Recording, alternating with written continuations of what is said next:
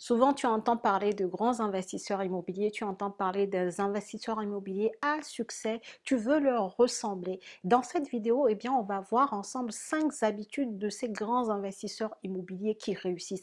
Des personnes qui ont du succès dans tout ce qu'ils entreprennent, eh bien, sache qu'ils ont des points communs, ils ont des manières de fonctionner, ils ont des habitudes ou des routines qu'ils mettent en place et qu'ils font régulièrement pour s'assurer de leur propre succès. Donc, si ça t'intéresse, je t'invite à regarder cette vidéo jusqu'à la fin et on commence tout de suite.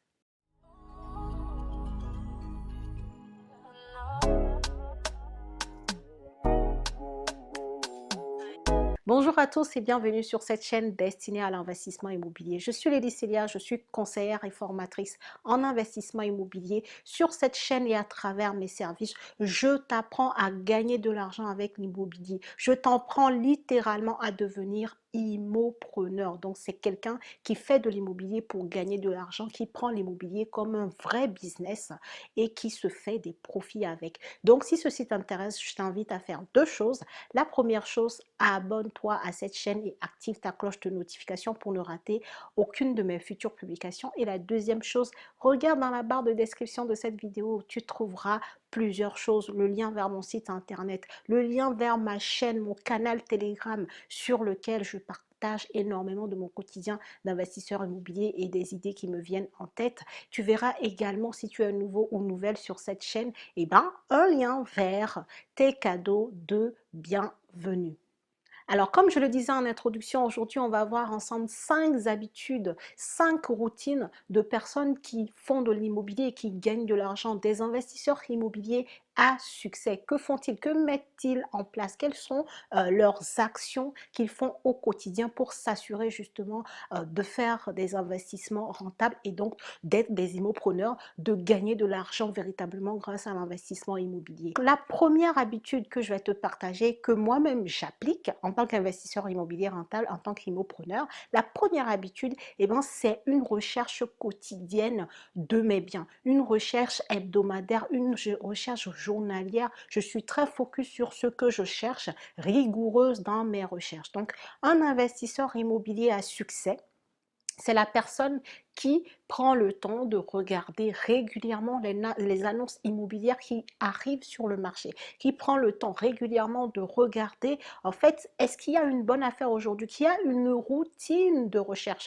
Je crois que j'en ai déjà parlé sur cette chaîne et donc aujourd'hui, je viens encore réappuyer là-dessus parce que concrètement, clairement, c'est une habitude de tous les investisseurs immobiliers. C'est un point commun. On cherche nos biens tous les jours parce que justement, on veut être parmi les premières personnes à voir cette bonne affaire si elle arrive sur le marché. Donc, il y a des routines. Tu peux te dire tous les matins, en buvant mon café, bah, je prends mes alertes et je regarde ce qui se passe sur les sites d'annonces immobilières. Ça peut être le midi, ça peut être le soir ou ça peut être comme ça sur certains créneaux de la journée. Mais en tout cas, le point est que tu dois faire des recherches régulières lorsque tu veux trouver ton bien immobilier rentable. Deuxième habitude d'investisseurs immobiliers qui gagnent de l'argent, des immopreneurs, eh ben, c'est des personnes qui font des points financiers réguliers. Qu'est-ce que je veux dire par là?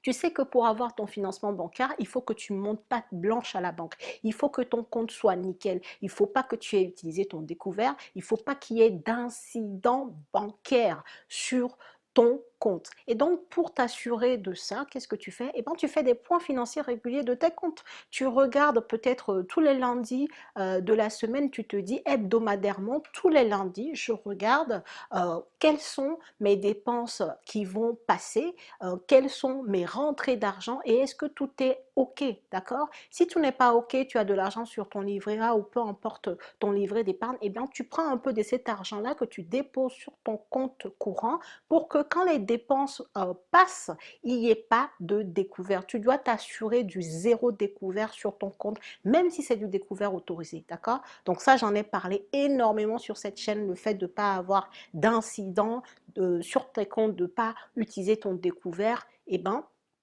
Pour t'assurer de tout cela, tu dois avoir l'habitude de faire des points financiers toutes les semaines. Tu prends un jour de la semaine, tu te dis, voilà, lundi matin, je check rapidement mes dépenses qui vont passer sur mon compte et versus mes revenus, l'argent qui rentre. Si tout est OK, si tu dois rentrer dans le rouge, eh ben, je mets de l'argent sur mon compte où vont passer les dépenses et comme ça je suis tranquille, je sais qu'il n'y aura pas d'incident de prélèvement, je sais que je ne vais pas rentrer dans du découvert autorisé, je suis nickel, d'accord? Donc on s'assure de ça et je t'assure que tout investisseur immobilier fait ces choses-là parce qu'elle sait qu'elle doit montrer pas de banque, parce qu'elle sait qu'au niveau de la banque, il faut qu'il puisse avoir son financement bancaire et donc on fait tout ce qu'il faut, on anticipe tout ça pour qu'au moment de demander notre financement, eh ben, on puisse au moins écarter ce genre de problème.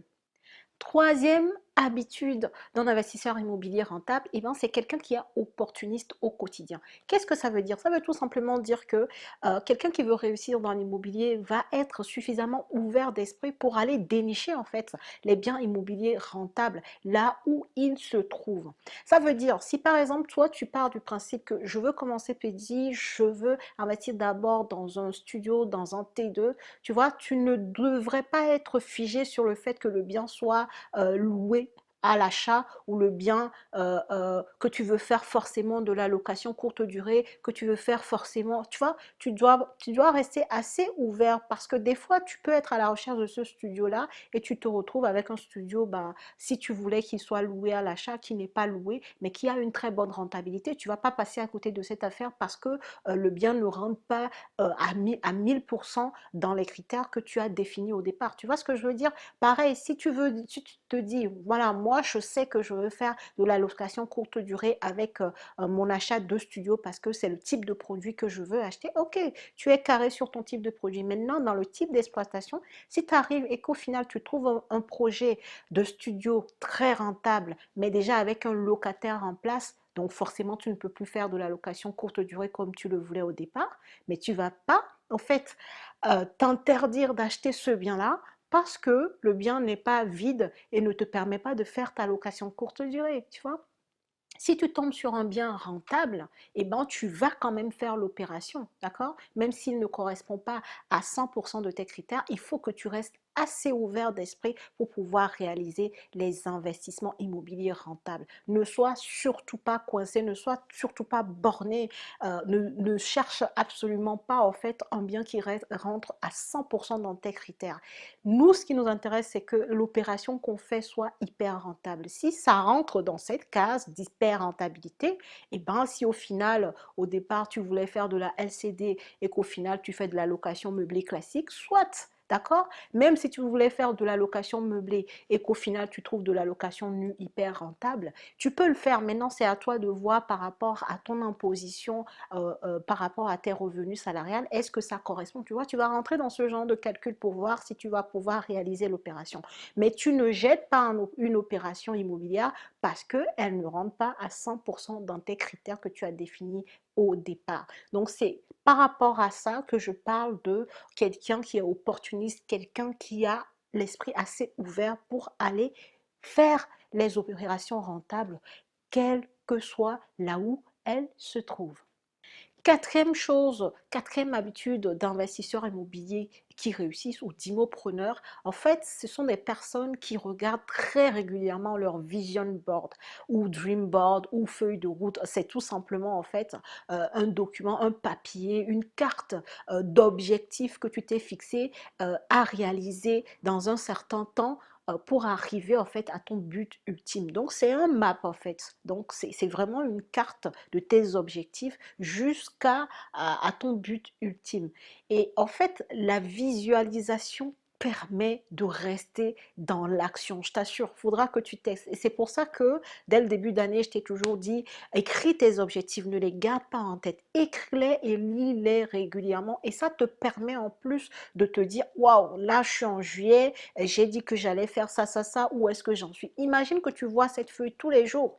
Est-ce que tu peux pas procrastiner, d'accord? Même si tu as envie de le faire, tu sais que bah, ta vision board ou ta feuille de route ne te permet pas de rester dans dans l'inaction parce que sinon tu ne vas pas atteindre tes objectifs. Donc, les investisseurs immobiliers rentables, ce sont des personnes qui regardent leur vision board tous les jours ou très régulièrement en tout cas et pour voir exactement où est-ce qu'ils en sont par rapport à leur plan d'action, à leur feuille de route, où est-ce qu'ils en sont concrètement. D'accord? Et c'est quelque chose qui te permet véritablement de rester dans l'action, de rester focus.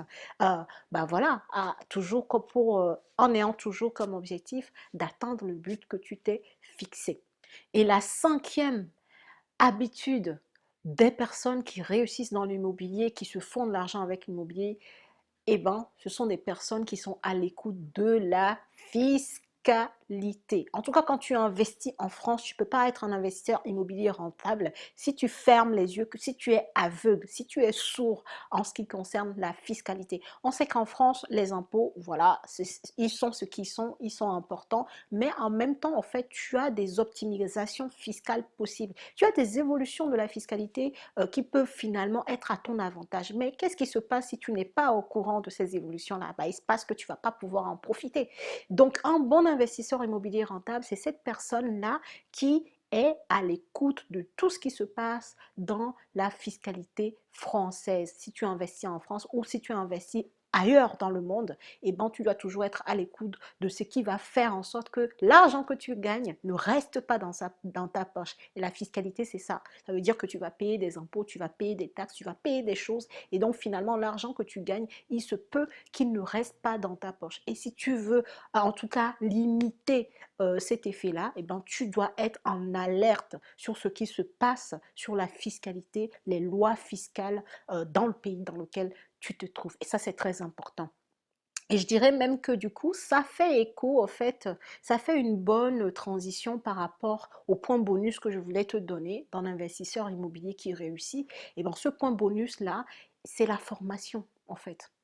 La formation, on est en formation perpétuelle.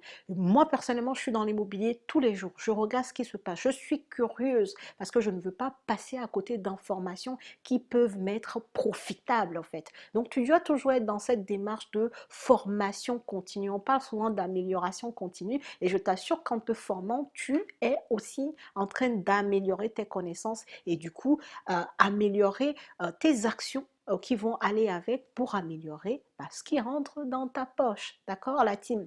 Donc, garde en tête que tu dois avoir comme habitude de rester à l'écoute, de regarder ce qui se passe sur la fiscalité et pas ricocher, donc de rester dans la formation continue, de t'informer, de prendre les bonnes informations parce que la bonne information vaut de l'or et ça, c'est dans n'importe quel domaine de ta vie si tu veux évoluer. Voilà ce que je voulais partager avec toi dans la vidéo d'aujourd'hui. Donc, les 5 habitudes de personnes qui réussissent dans l'investissement immobilier. Et je pense que ça peut être applicable à d'autres domaines. Le premier point, faire des recherches régulières, être rigoureux en fait dans ce que tu cherches, dans ce que tu veux. Et la deuxième chose, faire des points financiers pour être sûr que tu auras voilà, des comptes nickel lorsque tu voudras demander ton financement bancaire.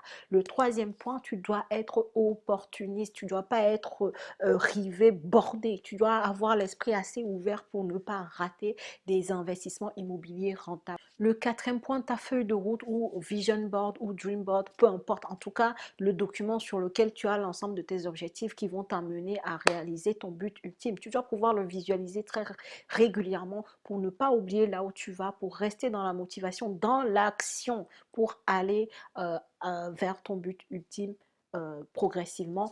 Et le dernier point, tout simplement, il faut garder à l'esprit la fiscalité et toujours rester en alerte sur les évolutions de la fiscalité, sur les évolutions des lois pour ne pas peut-être rater des informations importantes et finalement perdre tout ton bénéfice parce que il faudra le redonner au fisc. D'accord? Donc voilà ce que je voulais te dire. Like la vidéo, partage.